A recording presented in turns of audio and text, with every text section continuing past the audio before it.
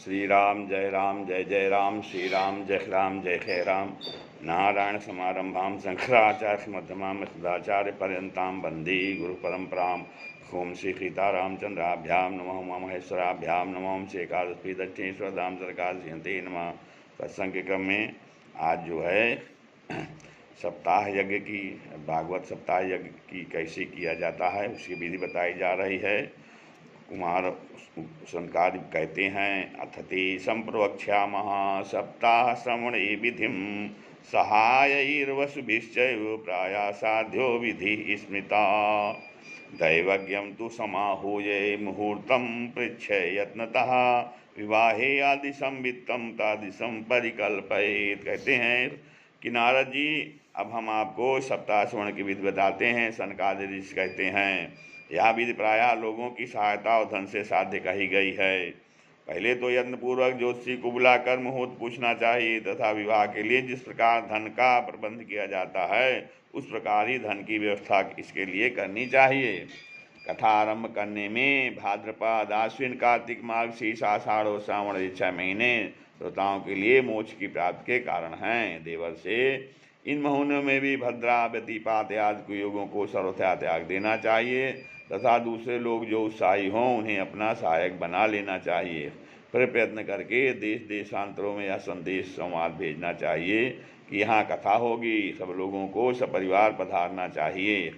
जो स्त्री और शूद्रादि भगवत कथा एवं संकीर्तन से दूर पड़ गए हैं उनको भी सूचना हो जाए, ऐसा प्रबंध करना चाहिए। देश देश में जो विरक्त वैष्णव और हर कीर्तन के प्रेमी हों उनके पास निमंत्रण पत्र वश भेजें।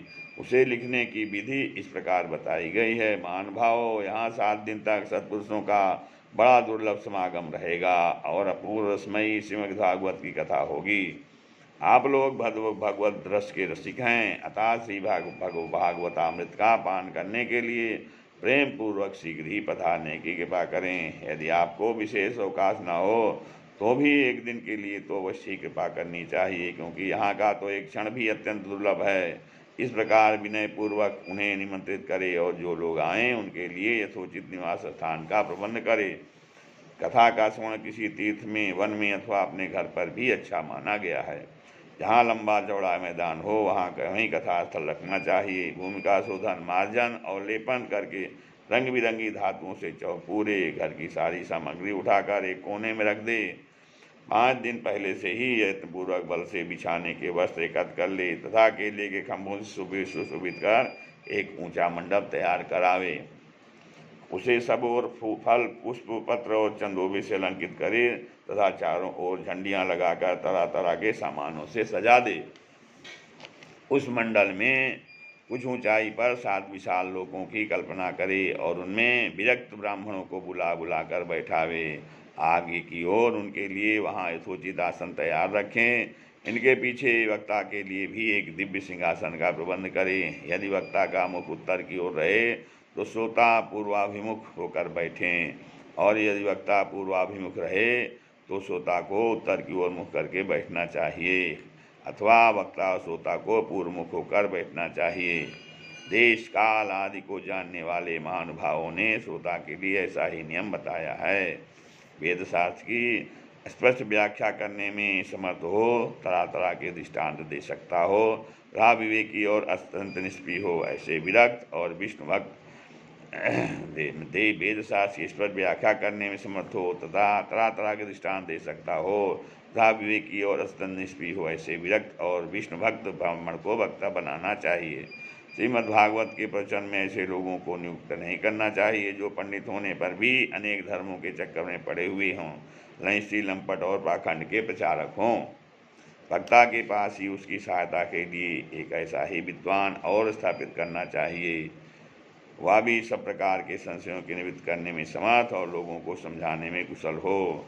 कथा प्रारंभ के से एक दिन पूर्व व्रत ग्रहण करने के लिए वक्ता को क्षौर करा लेना चाहिए तथा अरुणोदय के समय शौच से निवृत्त होकर अच्छी तरह स्नान करे और संध्यादि अपने नित्य कर्मों को संक्षेप से समाप्त करके कथा विघ्नों के निवृत्त के लिए गणेश जी का पूजन करे।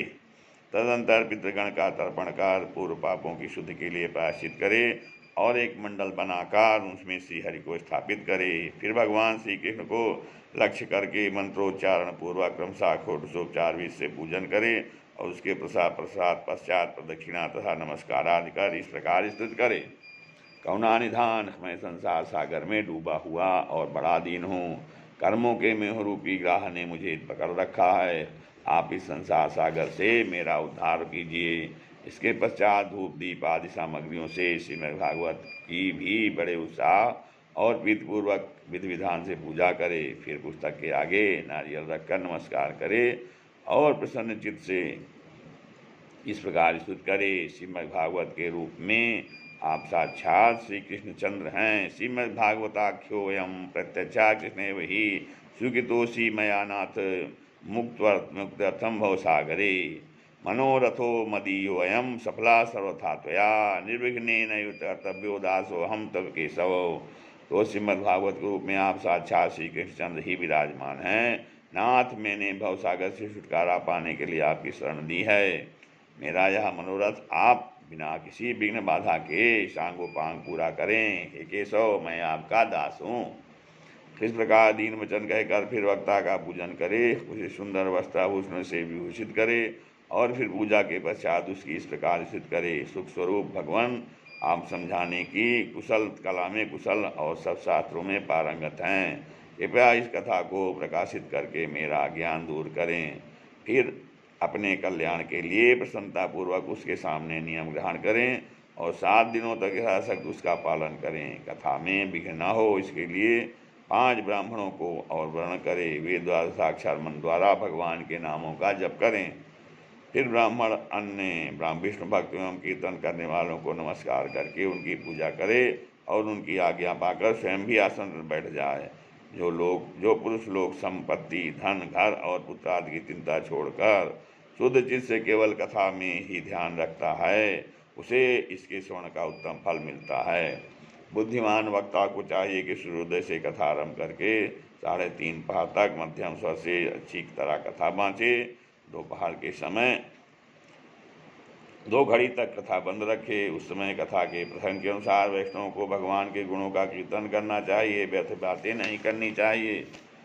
कथा के समय मलमूत्र के वेग को काबू में रखने के लिए अल्पाहार सुखकारी होता है, इसलिए श्रोता केवल एक ही समय हविष्यान्न भोजन करे। यदि शक्ति हो तो 7 दिन निराहार रहकर कथा सुने अथवा केवल घी या दूध पीकर सुखपूर्वक श्रवण करे अथवा फलाहार या एक समय ही भोजन करे। जिससे जैसा नियम सुविधि से सध सके उसी को कथा श्रवण के लिए ग्रहण करे। मैं तो उपवास की अथवा भोजन करना अच्छा समझता हूँ, तो उपवास की अपेक्षा भोजन करना अच्छा समझता हूँ यदि वह कथा श्रवण में सहायक हो। यदि उपवास से श्रवण में बाधा पहुँचती हो तो वह किसी काम का नहीं। नारद जी कहते, नारद जी, नियम से सप्ताह सुनने वाले पुरुषों के नियम सुनिए। विष्णु भक्त की दीक्षा से रहित पुरुष कथा श्रवण का अधिकारी नहीं है। जो पुरुष नियम से कथा सुने उसे ब्रह्मचर्य से रहना, भूमि पर सोना और नित्य प्रति कथा समाप्त होने पर पत्तल में भोजन करना चाहिए। दाल, मधु, तेल, गरिष्ठ अन्न, भाव दूषित पदार्थ और बासी अन्न इनका उसे सर्वदा ही त्याग करना चाहिए। काम, क्रोध, मद, मान, मत्सर, लोभ, दंभ, मोह और देश को तो अपने पास भी नहीं फटकने देना चाहिए। वह वेद, वैष्णव, ब्राह्मण, गुरु, गोसेवक तथा स्त्री, राजा और महापुरुषों की निंदा से भी बचे। नियम से कथा सुनने वाले कुछ तो पुरुष को रजस्वला स्त्री, अंत्यज, म्लेच्छ, पतित, गायत्रीहीन, द्विज, ब्राह्मणों से द्वेष करने वाले, वेद को न मानने वाले पुरुषों से बात नहीं करनी चाहिए। सर्वदा सत्य, शौच, दया, मौन, सरलता, विनय और उदारता का बर्ताव करना चाहिए। धनहीन, क्षय रोगी, किसी अन्य रोग से पीड़ित, भाग्यहीन, पापी, पुत्रहीन और मूर्छ भी यह कथा श्रवण करे। जिस स्त्री का रजोदर्शन रुक गया हो, जिसकी एक ही संतान होकर मर गई हो, जो बांझ हो, जिसकी संतान होकर मर जाती हो तो जिसका गर्भ गिर जाता हुआ यत्नपूर्वक इस कथा को सुने। ये सब यदि विधिपूर्वक कथा सुने तो इन्हें अच्छे फल की प्राप्ति हो सकती है। यह अत्युत्तम दिव्य कथा करोड़ों यज्ञों का फल देने वाली है। इस प्रकार इस व्रत की विधियों का पालन करके फिर उद्यापन करें। जिन्हें इसके विशेष फल की इच्छा हो वे जन्माष्टमी व्रत के समान ही इस कथा व्रत का उद्यापन करें। किंतु जो भगवान के अकिंचन भक्त हैं उनके लिए उद्यापन का कोई आग्रह नहीं है। वे स्वर्ण से ही पवित्र हैं, क्योंकि वे तो निष्काम भगवत भक्त हैं। इस प्रकार जब सप्ताह यज्ञ समाप्त हो जाए तब श्रोताओं को अत्यंत प्रीतिपूर्वक, अत्यंत भक्तिपूर्वक पुस्तक और वक्ता की पूजा करनी चाहिए। फिर वक्ता श्रोताओं को प्रसाद, तुलसी और प्रसादी मालाएं दे तथा सब लोग मृदंग और भांज की मनोहर ध्वन से सुंदर कीर्तन करें, जय जयकार, नमस्कार और शंख ध्वनि का घोष कराए तथा ब्राह्मण और याचकों को धन और अन्न दे। श्रोता विरक्त हो तो कर्म की शांति के लिए दूसरे दिन सीता पाठ करे, गृहस्थ हो तो हवन करे। उस हवन में दशम स्कंद का एक एक श्लोक पढ़कर विधिपूर्वक खीर, मधु, घृत, तिल और अन्न आदि सामग्रियों से आहुति दे, अथवा एकाग्र से गायत्री मंत्र द्वारा हवन करे, क्योंकि तत्वतः यह महापुराण गायत्री स्वरूप ही है। होम करने से की शक्ति न हो तो उसका फल प्राप्त करने के लिए ब्राह्मणों को हवन सामग्री दान करे तथा नाना प्रकार की त्रुटियों को दूर करने के लिए और विधि में फिर जो न्यूनाधिकता रह गई हो उसके दोषों की शांति के लिए विष्णु सहस्त्र नाम का पाठ करे। उससे सभी कर्म सफल हो जाते हैं, क्योंकि कोई भी कर्म इससे बढ़कर नहीं है। फिर 12 ब्राह्मणों को खीर और मधु आदि उत्तम उत्तम पदार्थ खिलाए तथा व्रत की पूर्ति के लिए गौ और सुवर्ण का दान करे। सामर्थ हो तो 3 तोले सोने का एक सिंहासन बनवावे, उस पर सुंदर अक्षरों में लिखी हुई श्रीमद् भागवत की पोथी रखकर उसकी आवाहन आदि विविध उपचारों से पूजा करे और फिर जितेंद्रिय आचार्य को उसका वस्त्र, आभूषण एवं गंधार से पूजन का दक्षिणा के सहित समर्पण कर दे। यूँ करने से वह बुद्धिमान दाता जन्म मरण के बंधनों से मुक्त हो जाता है। यह सप्ताह पारायण की विधि सब पापों की निवृत्ति करने वाली है। इसका इस प्रकार ठीक ठीक पालन करने से यह मंगलमय भागवत पुराण अभी फल प्रदान करता है तथा अर्थ, धर्म, काम और मोक्ष चारों की प्राप्ति का साधन ही हो जाता है, इसमें संदेह नहीं।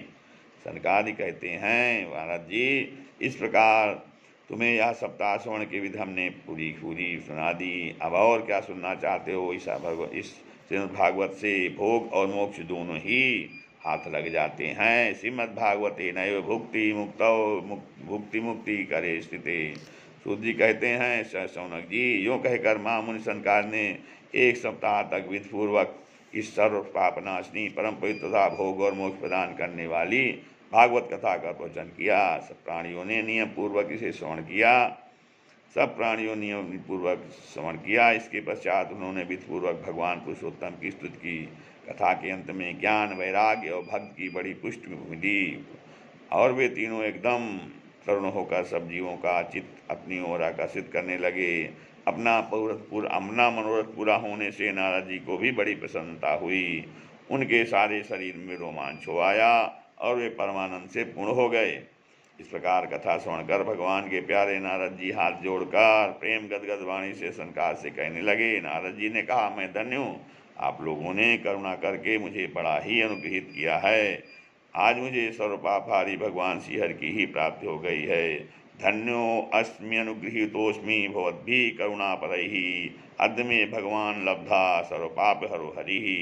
तपोधनो मैं श्रीमद्भागवत श्रवण को ही सब धर्मों से श्रेष्ठ मानता हूँ, क्योंकि जिसके श्रवण से वैकुंठ गोलोक बिहारी श्री कृष्ण की प्राप्ति होती है। सूत जी कहते हैं, शौनक जी, वैष्णव शेष नारद जी यूँ कह रहे थे कि वहाँ घूमते फिरते योगेश्वर सुखदेव जी आ गए। कथा समाप्त होते ही व्यासनंदन श्री सुखदेव जी वहाँ पधारे। 16 वर्ष की सी आयु आत्मलाभ से पूर्ण ज्ञान रूपी महासागर के संवर्धन करने के लिए चंद्रमा के समान वे प्रेम से धीरे धीरे श्रीमद् भागवत का पाठ कर रहे थे। परम तेजस्वी सुखदेव जी को देखकर सारे सभासद झटपट खड़े हो गए और उन्हें एक ऊंचे आसन पर बैठाया। फिर देवर्षि नारद जी ने उनका प्रेम पूर्वक पूजन किया। उन्होंने सुखपूर्वक बैठकर कहा, आप लोग मेरी निर्मल वाणी सुनिए। निगम गल्प तरोर गलितम फलम सुख मुखादमृत द्रव रस संयुतम पिबत भागवतम रसमालयम मुहुरहो रसिका भुवि भावुकाः। सुखदेव जी बोले, रसिक एवं भावुक जन, या श्रीमद् भागवत वेद रूप कल्प का परिपक्व फल है, पका हुआ फल है। श्री सुखदेव रूप सुख के मुख का संयोग होने से अमृत रस से परिपूर्ण है, या रस ही रस है। इसमें न छिलका है न गुठली, या इसी लोक में सुलभ है। जबकि शरीर में चित्त न रहे तब तक आप लोग बार बार इसका पान करें। महामुनि व्यास देव ने श्रीमद् भागवत पुराण की रचना की है। इसमें निष्कपट निष्काम परम धर्म का निरूपण है। इसमें शुद्धांता करण सत्पुरुषों के जानने योग्य कल्याणकारी वास्तविक वस्तु का वर्णन है, जिससे तीनों तापों की शांति होती है। इसका आश्रय लेने पर दूसरे शास्त्र अथवा साधन की आवश्यकता नहीं रहती। जब कभी पुण्यात्मा पुरुष इसके श्रवण की इच्छा करते हैं, तभी ईश्वर अविलंब उनके हृदय में अवरुद्ध हो जाता है। यह भागवत पुराणों का तिलक है, वैष्णव का धन है। इसमें परमहंसों के प्राप्त विशुद्ध ज्ञान का ही वर्णन किया गया है तथा ज्ञान वैराग्य और भक्त के सहित नित्य मार्ग को प्रकाशित किया गया है। जो पुरुष भक्तिपूर्वक इसके श्रवण पठन और मनन में तत्पर रहता है, वह मुक्त हो जाता है। यह रस स्वर्गलोक, सत्यलोक, कैलाश और वैकुंठ में भी नहीं है। इसलिए भाग्यवान श्रोताओं, तुम इसका खूब पान करो, इसे कभी मत छोड़ो, मत छोड़ो। सूत जी कहते हैं, श्री सुखदेव जी इस प्रकार कह ही रहे थे कि उस सभा के बीचों बीच प्रहलाद, बलि, उद्धव और अर्जुन आदि पार्षदों के सहित साक्षात श्रीहरि प्रकट हो गए। तब देवर्षि नारद ने भगवान और भक्तों को यथोचित पूजा की। भगवान को प्रसन्न देखकर देवर्षि ने उन्हें एक विशाल सिंहासन पर बैठा दिया और सब लोग उनके सामने संकीर्तन करने लगे। उस कीर्तन को देखने के लिए श्री पार्वती जी के सहित महादेव जी और ब्रह्मा जी भी आए। कीर्तन आरंभ हुआ। प्रहलाद जी तो चंचल गति फुर्तीले होने का कारण करताल बजाने लगे। उद्धव जी ने झांझें उठा ली। देवर्षि नारद वीणा की ध्वनि करने लगे। ईश्वर विज्ञान गान विद्या में कुशल होने के कारण अर्जुन राग लापने लगे। इन्होंने मृदंग बजाना आरंभ किया। सनकादि बीच बीच में जय घोष करने लगे और इन सबके आगे सुखदेव जी तरह तरह की सरस अंग भंगी करके भाव बताने लगे। इन सब के बीच में परम तेजस्वी भक्ति ज्ञान और वैराग्य नटों के समान नाचने लगे। ऐसा लौकिक कीर्तन देखकर भगवान प्रसन्न हो गए और इस प्रकार कहने लगे, मैं तुम्हारी इस कथा और कीर्तन से बहुत प्रसन्न हूँ। तुम्हारे भक्तिभाव ने इस समय मुझे अपने वश में कर लिया है। अतः तुम लोग मुझसे वर मांगो। भगवान के ये वचन सुनकर सब लोग बड़े प्रसन्न हुए और प्रेमार्जित से भगवान से कहने लगे, भगवान, हमारी यह अभिलाषा है कि भविष्य में भी जहाँ कहीं सप्ताह कथा हो, वहाँ आप इन पार्षदों के सहित अवश्य पधारें। हमारा यह मनोरथ पूर्ण कर दीजिए। भगवान तथास्तु कहकर अंतर्धान हो गए। उसके पश्चात नारद जी ने भगवान तथा उनके पार्षदों के चरणों को लक्ष्य करके प्रणाम किया और फिर सुखदेव जी आदि तपस्वियों को भी नमस्कार किया। कथामृत का पान करने से सब लोगों को बड़ा ही आनंद हुआ। उनका सारा मोह नष्ट हो गया। फिर वे सब लोग अपने अपने स्थानों को चले गए। उस समय सुखदेव जी ने भक्ति को उसके पुत्रों सहित अपने साथ में स्थापित किया। इसी से भागवत का सेवन करने से श्री हरि वैष्णव के हृदय में आ विराजते हैं। जो लोग दरिद्रता के दुख ज्वर की ज्वाला से दग्ध हो रहे हैं, जिन्हें माया विसाची ने रौंद डाला है, तथा जो संसार समुद्र में डूब रहे हैं, उनका कल्याण करने के लिए श्रीमद् भागवत सिंहनाद कर रहा है। सनक जी ने पूछा, सूत जी, सुखदेव जी ने राजा परीक्षित को, गोकर्ण ने धुंधकारी को और सनकादि ने नारद जी को किस समय यह ग्रंथ सुनाया था, मेरा यह संशय दूर कीजिए। सूत जी ने कहा, भगवान श्री कृष्ण के स्वधाम गमन के बाद कलयुग के 30 वर्ष से कुछ अधिक बीत जाने पर भाद्रपद मास की शुक्ला नवमी को सुखदेव जी ने कथा प्रारंभ की। राजा परीक्षित की कथा सुनने के बाद कलयुग के 200 वर्ष बीत जाने पर आषाढ़ मास की शुक्ला नवमी को गोकर्ण जी ने यह कथा सुनाई थी। इसके पीछे कलयुग के 30 वर्ष और निकल जाने पर कार्तिक शुक्ला नवमी से सनकादि ने कथा आरंभ की थी। निष्पाप सौनक जी, आपने जो कुछ पूछा था उसका उत्तर मैंने आपको दे दिया। इस कलयुग में भागवत कथा भव रोग की रामबाण औषध है। संतजन, आप लोग आदरपूर्वक इस कथामृत का पान कीजिए। यह श्री कृष्ण को अत्यंत प्रिय, संपूर्ण पापों का नाश करने वाला, मुक्ति का एकमात्र कारण और भक्ति को बढ़ाने वाला है। लोक में अन्य कल्याणकारी साधनों का विचार करने और तीर्थों का सेवन करने से क्या होगा। अपने दूत को हाथ में पास लिए देखकर यमराज उनके कान में कहते हैं, देखो, जो भगवान की कथा वार्ता में मत हो रहे हों, उनसे दूर रहना। मैं औरों को ही दंड देने की शर्त रखता हूँ, वैष्णव को नहीं। इस अपार संसार में विषय रूप विष की आसक्ति के कारण व्याकुल बुद्धि वाले पुरुषों, अपने कल्याण के उद्देश्य से आधे क्षण के लिए भी इस सुख कथा रूप अनुपम सुधा का पान करो। प्यारे भाइयों, निंदित कथाओं से युक्त कुपथ में व्यर्थ ही क्यों भटक रहे हो? इस कथा के कान में प्रवेश करते ही मुक्ति हो जाती है। इस बात के साथ ही राजा परीक्षित हैं। श्री सुखदेव जी ने प्रेम रस के प्रवाह में स्थित होकर इस कथा को कहा था। इसका जिसके कंठ से संबंध हो जाता है वह वैकुंठ का स्वामी बन जाता है। शौनक जी, मैंने अनेक शास्त्रों को देखकर आपको यह परम गुप्त रहस्य अभी अभी सुनाया है। सब शास्त्रों के सिद्धांतों का यही निचोड़ है। संसार में इस सुख साथ से अधिक पवित्र और कोई वस्तु नहीं है। अतः आप लोग परमानंद की प्राप्ति के लिए इस द्वादश स्कंध रूप रस का पान करें। जो पुरुष नियम पूर्वक इस कथा का भक्तिभाव से श्रवण करता है और जो शुद्धांतःकरण भगवत भक्तों के सामने इसे सुनाता है, वे दोनों ही विधि का पूरा पालन करने के कारण इसका यथार्थ फल पाते हैं। उनके लिए त्रिलोकी में कुछ भी असाध्य नहीं रह जाता है। श्री राम जय जय राम। श्री राम।